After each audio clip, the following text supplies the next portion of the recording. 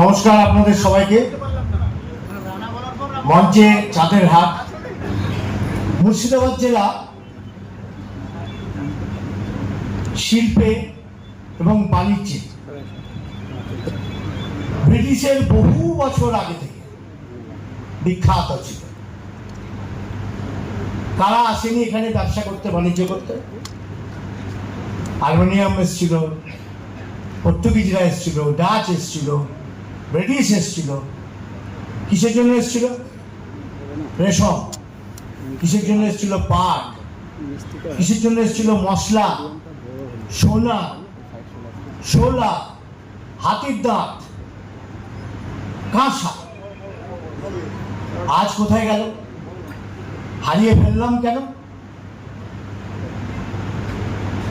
একটু আগে এখানে চন্দনবাবু যা বলে গেছেন একেবারে সঠিক কথা বলে গেছেন, এবং সত্যি আমার এই মুর্শিদাবাদ জেলা বহরমপুর এত সম্পদ, কৃষিজ সম্পদ থেকে আরম্ভ করে আমাদের আরো অন্যান্য যে সম্পদ আছে, সেই সম্পদগুলোকে নিয়ে এতদিনে কেন এখানে একটি শিল্প কলকারখানা তৈরি করতে পারলাম না?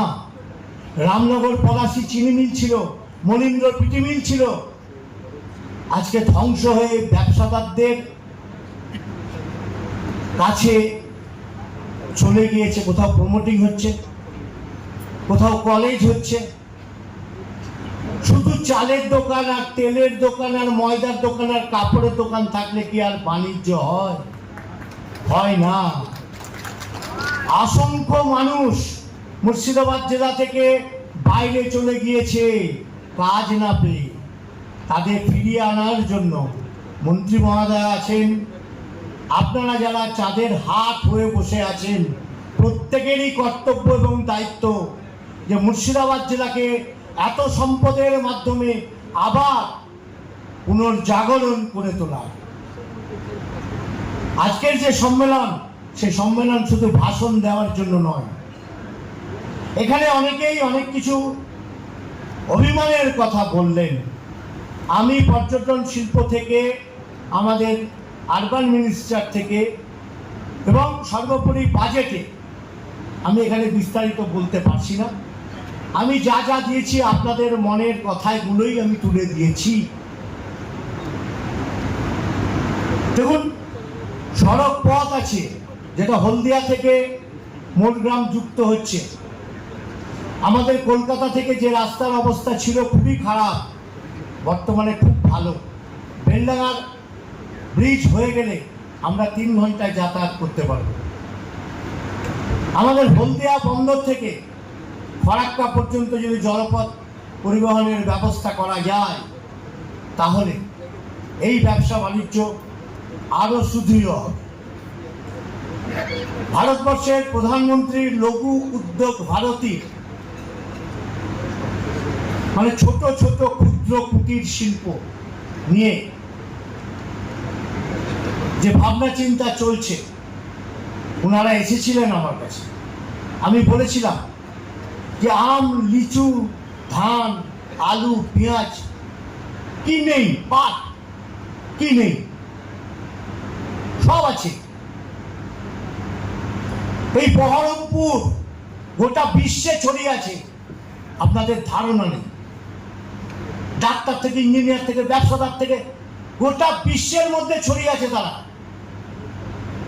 এই বহরমপুর শহর, উড়িষ্যার বহরমপুর আছে, সারা বিশ্বের নিউজিল্যান্ডেও একটি শহরের নাম বহরমপুর। জানেন কিনা আমি জানি না। এই বহরমপুর শহরে মহারাজা নন্দকুমার থেকে আরম্ভ করে, মনীন্দ্র চন্দ্রী নন্দী থেকে আরম্ভ করে, শিরিশচন্দ্র নন্দী থেকে আরম্ভ করে, রানী স্বর্ণময়ী, সকলের অবদান ছিল। কলেজ, স্কুল, জলের ব্যবস্থা, রাস্তার ব্যবস্থা, ড্রেনের ব্যবস্থা ব্রিটিশের আগে তারা করে গেছেন। এই বহরমপুর শহরে এখনো রানী কল, যে কল দিয়ে জল খাই আমরা, জল পড়ে, তো রানী করে দিয়ে গেছিলেন বলে রানী কল। এই বহরমপুর, যেটা কমার্স কলেজ বলি আমরা, বহরমপুর কলেজ রানী স্বর্ণময়ী ওনার নিজের পয়সা দিয়ে করে গেছিলেন বলে এলাকার নাম স্বর্ণময়ী। তাহলে তখন যদি এই ব্যবসা বাণিজ্যর জন্য ব্রিটিশ এসে, নবাবেরা এসে এই জেলাকে গোটা বাংলার রাজধানী তৈরি করেছিল, আজ কেন আমরা পিছিয়ে আছি? সকলে মিলে আমাদেরকে উদ্যোগ নিতে হবে। সকলে মিলে যেখানে হোক আমাদের যেতে হবে। যদি রাস্তায় নামতে হয়, রাস্তায় নামতে হবে। এইভাবে পড়ে থাকা যাবে না। কারণ এত সম্পদের মধ্যে থেকে কেন আমরা পিছিয়ে যাচ্ছি? কেন এতদিন পর্যন্ত একটা শিল্প কলকারখানা আমরা তৈরি করতে পারলাম না? কেন চিনির কলটাকে আমরা এখনো পর্যন্ত আখে আখ যে আমরা খাই, যার রস থেকে চিনি হয়, প্রচুর জমিতে রেজিনগর থেকে আরম্ভ করে, শক্তিপুর থেকে আরম্ভ করে, বেলডাঙ্গা থেকে আরম্ভ করে প্রচুর জমিতে আখ চাষ হয়। তাহলে কেন আমরা এখনো পর্যন্ত সেই চিনি কল খোলাতে পারলাম না?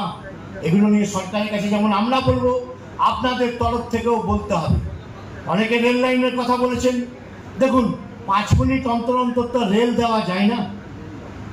রেলের যা অবস্থা, যতটুকুন করা সম্ভব রেল করছে, আগামী দিনেও হবে। সবটা আমার আপনার নিজের ইচ্ছা মতন রেল দিতে পারবে না। অনেকেই অনেক কিছু জানেন না। 2022 সাল থেকে চেষ্টা করার পর চুয়াপুরের ওভারব্রিজ আমরা তৈরি করেছি। 18 বার চিঠি দিয়েছে আমাদের মুর্শিদাবাদ চেম্বার কমার্স থেকেও চিঠি দেওয়া হয়েছিল পঞ্চানন তোলার জন্য। 18 বার রেল দপ্তর থেকে চিঠি করানো হয়েছিল। তৎকালীন পূর্বতন সরকারের ডিএমকে পাত্তা দেয়নি।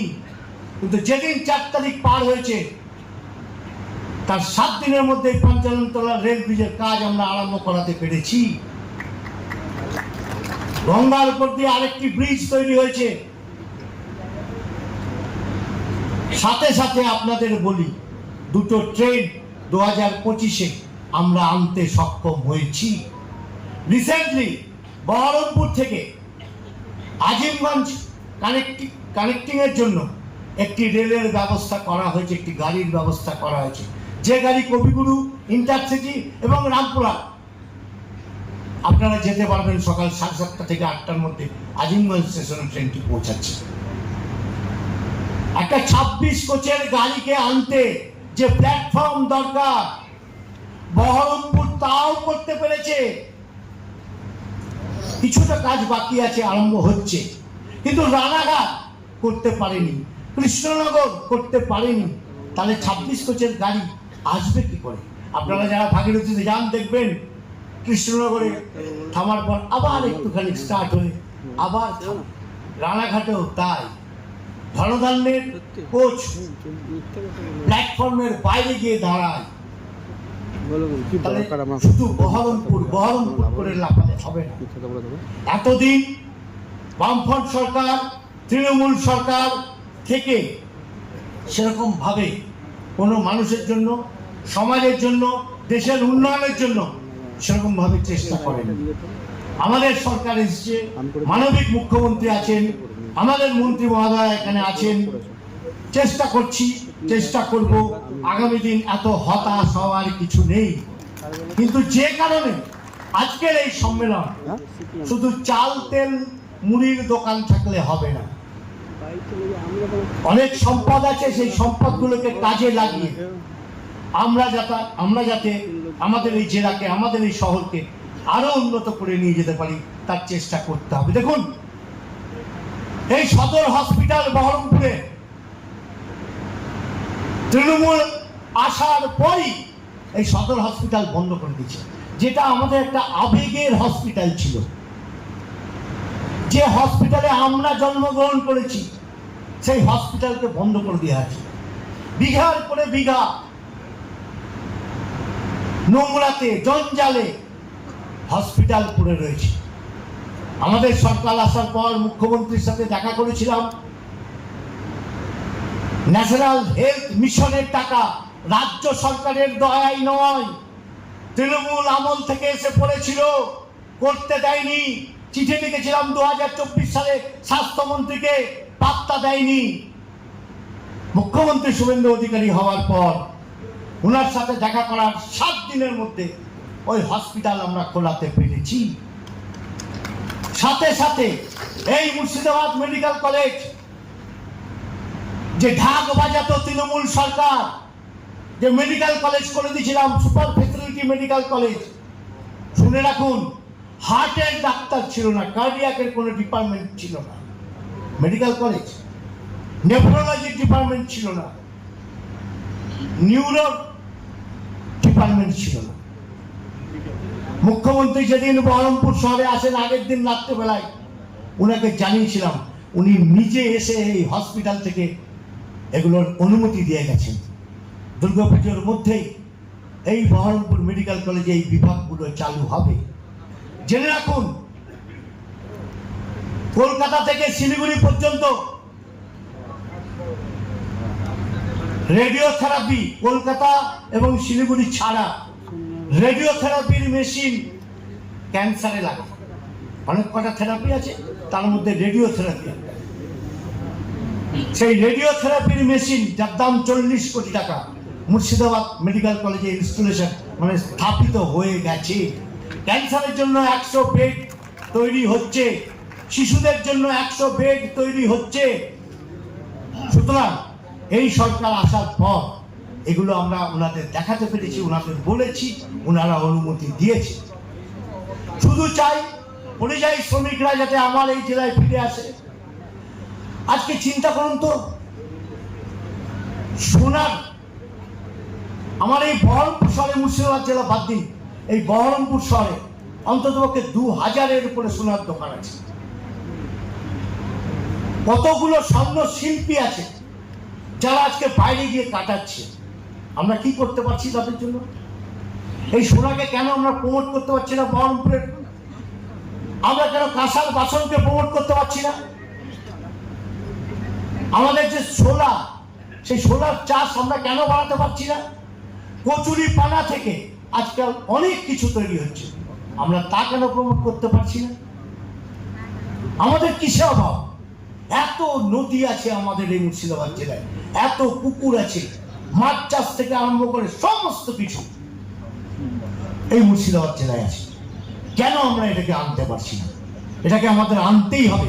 আজকের এই সম্মেলন থেকে আমরা প্রত্যেকে প্রতিজ্ঞাবদ্ধ হই, যাতে আমার এই জেলার জন্য, আমার পরিযায়ী শ্রমিকের জন্য, আমার বেকারদের জন্য আমরা প্রত্যেকে দায়িত্ব নিয়ে, কর্তব্য নিয়ে এই জেলাকে আরো সমৃদ্ধ করতে হবে। এটুকুই বললাম। সকলে ভালো থাকবেন।